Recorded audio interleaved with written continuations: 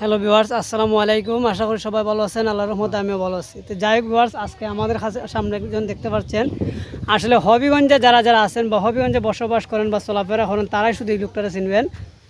সেই লোকটি কিন্তু হবিগঞ্জে অনেক সময় অনেক ধরনের ফল ফসারি বা বিভিন্ন ধরনের জিনিস বা খাবার জিনিস নিয়ে সে ব্যবসা করে এবং সিজন অনুযায়ী যে যে ফলটাই আসবে সে ফলটাই কিন্তু বিক্রি করা হয় না কিনা।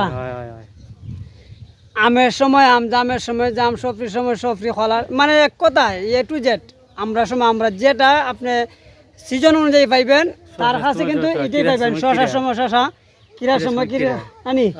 এখন যাই হোক, আপনারা যে যেখান থেকে আমাদের ভিডিওটি দেখতেছেন, আশা করি এই লুকটারে হবিগঞ্জে যারা চলাচল চলাফেরা করবেন এই লুকটারে পাইবেন নানি।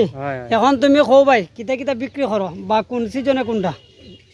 জাম থেকে দুইরা, আম থেকে দুইরা, থেকে দুইরা, শসা থেকে দুইরা, কিরা থেকে দুইরা বলতো, মানে সিজন অনুযায়ী মানে যে বলা যায় এটা নানি।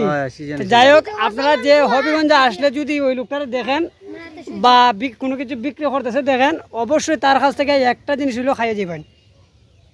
সবজি যদি দেখুন সবজি খাইয়ে যাবেন, আনারস দেখলে আনারস, জামের সময় জাম, হ্যাঁ আমরা সময় আমরা এই অনুরোধটাই রইল নাকি দা।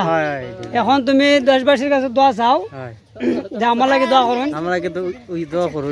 যে আর আমি হবিগঞ্জে আছি, আপনারা যদি আইন কোন কোন এরিয়াতে তুমি তা হোক ওই ট্রেন থেকে দূরে সর্দি বাতে ওই বাইনাপটি থেকে দূরে বলতো, মানে সব হবিগঞ্জের মোটামুটি চৌধুরী বাজার, বাইনাচুং রোড, মাছ বাজার, খামরাপুর স্ট্যান্ড, বগলা বাজার ইত্যাদি এই ধরনের আলম বাজার, এগুলাতে আসলে আপনারা এই লোকটারে পাইবেন।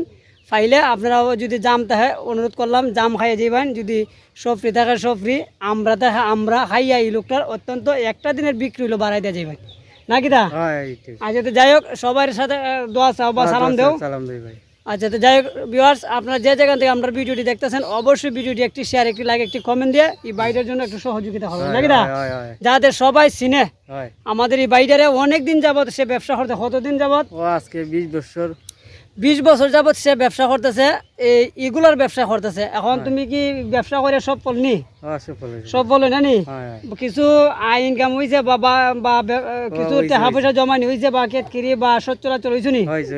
হ্যাঁ, তাহলে মোটামুটি ব্যবসা করে তুমি লাভবান, লসবান না তো। যাই হোক, সেই ব্যবসা করে যদি লাভবান হইতে পারে, আমরা কেনে ভাই চুরি ডাকাতি বা বদমাশি বা কুটিফুটি হওয়ার স্বপ্ন দেখি? আসেন আমরা হাত মিলে 10-এর লাঠি 1-এর বোঝা সবাই মিলে ক্ষুদ্র ক্ষুদ্র ব্যবসা গড়ে তুলি মহাঅট্টালিকা নাকি দা।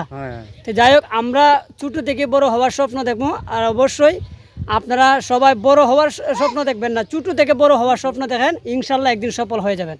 তো যাই হোক, যে যেখান থেকে আমাদের ভিডিওটি দেখতেছেন অবশ্যই লাইক কমেন্ট শেয়ার দিয়ে অবশ্যই সকলকে দেখার অনুরোধ রইল।